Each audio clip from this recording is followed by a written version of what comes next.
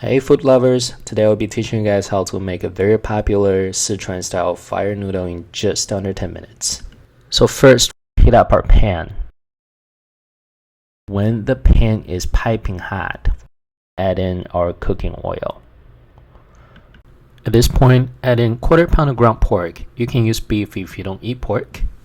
Followed by 1/4 cup of Sichuan wine, 2 teaspoons of soy sauce, half teaspoon of white pepper ground, half teaspoon of Sichuan pepper ground, and 1/4 teaspoon of salt. Once all done, we'll put our meat aside and we're going to start cooking our noodle. To cook our noodle, we're adding 4 cups of water into a pot.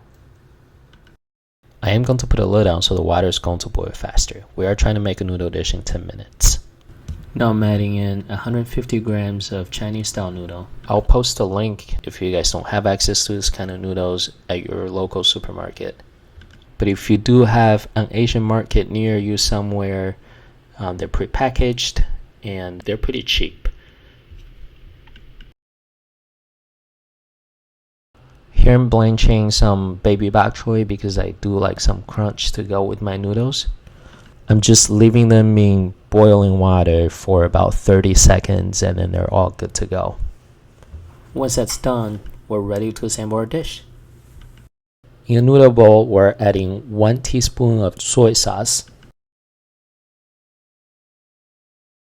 1 tablespoon of homemade scallion oil, 1/4 teaspoon of salt that we had left over from earlier, and 1 teaspoon of sugar.